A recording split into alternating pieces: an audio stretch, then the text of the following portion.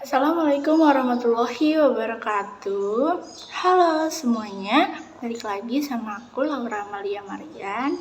Nah, di video kali ini aku mau cerita tentang kancil dan kura-kura.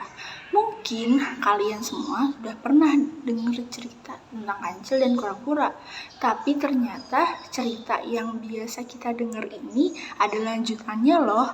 Gimana nih lanjutannya? Yuk kita simak sampai akhir. Pada suatu hari, kancil dan kura-kura berdebat siapa yang lebih cepat. Dan dari perdebatan ini, mereka memutuskan untuk berlomba dan memilih satu jalur yang dijadikan sebagai jalur perlombaan. Nah, ketika perlombaan dimulai, kancil sudah melesat lebih dulu daripada kura-kura. Dan setelah kancil merasa sudah melampaui jauh di depan kura-kura, kancil beristirahat sejenak di bawah pohon rindang dan kemudian dia tertidur. Nah, ketika kancil terbangun, ternyata kura-kura sudah melampaui dia lebih dulu dan kura-kura sudah sampai ke garis finish dan menyatakan bahwa yang memenangkan perlombaan ini adalah kura-kura. Dari cerita ini, kita bisa ambil pesan bahwa yang lambat tetapi konsisten itu akan menjadi pemenangnya. Nah, mungkin kita taunya cerita itu berhenti sampai situ. Tapi ternyata enggak loh, ada lanjutannya lagi nih. Nah, di hari selanjutnya, karena kancil tidak merasa puas dengan hasil perlombaan kemarin, kancil kemudian memutuskan untuk mengajak kura-kura berlomba lagi. Pada perlombaan kali ini, kura-kura menyetujuinya. Ketika kancil berlari cepat, tanpa henti, tanpa istirahat seperti hari kemarin, kancil menang mutlak. Karena di sini kita bisa belajar bahwa lambat tetapi konsisten itu bagus. Namun jika cepat tetapi konsisten itu jauh lebih bagus. Nah, setelah 2 hari melaksanakan perlombaan ini, ternyata kura-kura di hari ketiga yang ingin mengajukan perlombaan kepada kancil. Ia mengajak kancil bahwa yuk kita lomba lagi, tapi jalurnya berbeda. Yang memutuskan jalur perlombaan kali ini adalah kura-kura.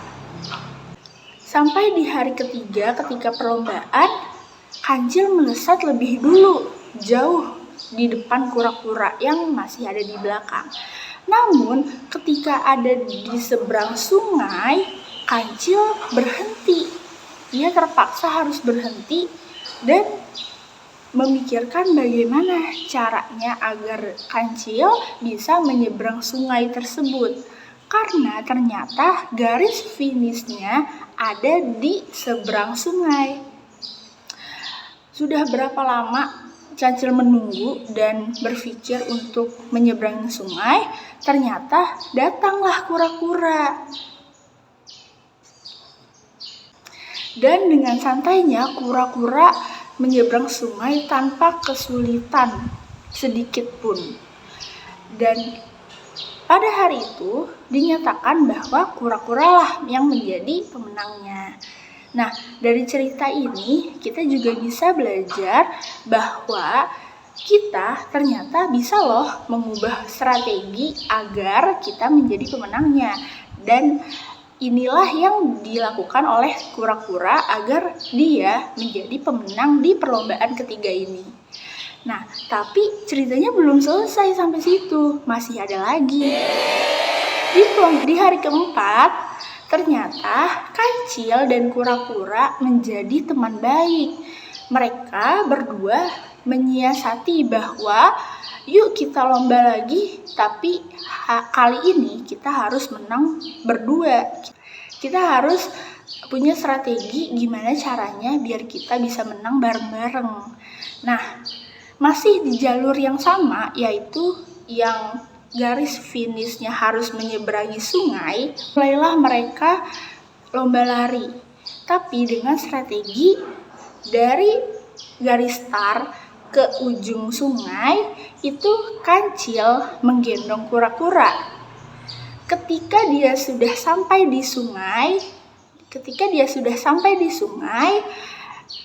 gantian kura-kura yang menggendong kancil untuk menyeberangi sungai. Ketika sudah sampai di seberang sungai, balik lagi kancil yang menggendong kura-kura sampai ke garis finish. Nah, dari cerita situasi keempat ini, kita bisa belajar bahwa menemukan kekuatan utama kita itu bagus. Tetapi ternyata lebih bagus lagi ketika kita bisa bekerja sama dengan rekan yang lain. Semisal ada di satu bidang yang ternyata kita kurang menguasai bidang tersebut dan teman kita sudah menguasai banget. Itu bisa kita lakukan kolaborasi, kita bisa lakukan kerjasama agar kita berdua menghasilkan hasil yang lebih baik lagi. Untuk akhir cerita kancil dan kura-kura, jadinya mereka sangat puas atas hasil dari perlombaan keempat karena mereka bisa menang atau sampai ke garis finish itu dengan waktu yang jauh lebih cepat daripada perlombaan sebelum-sebelumnya, dan itu adalah hal yang adil karena mereka menang bareng-bareng. Mereka bekerja sama menyusun strategi agar yang menang bukan kancil doang atau bukan kura-kura doang. Jadi, dari cerita ini kita bisa belajar bahwa lambat tapi konsisten itu bagus, namun jauh lebih bagus lagi kalau kita cepat dan konsisten. Yang kedua, kita bisa atau kita perlu menemukan kekuatan utama kita, yaitu menyusun strategi. Misal, kalau kita pandai menganalisis, maka carilah bidang-bidang yang membutuhkan pikiran analisis kita. Misal kita pandai mengorganisasi, maka carilah satu tempat yang membutuhkan organisir yang baik agar kita bisa menggeluti bidang tersebut. Nah, yang terakhir yang gak kalah penting adalah kura-kura dan kancil tidak pernah menyerah. Bahkan setelah keduanya merasakan kekalahan. Dan satu hal lagi yang perlu kita mention bareng-bareng yaitu adalah tentang kerjasama tim.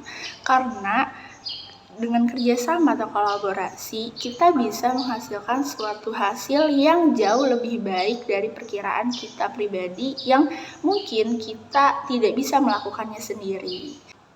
Sekian dari saya. Wassalamualaikum warahmatullahi wabarakatuh. Sampai jumpa lagi di video berikutnya.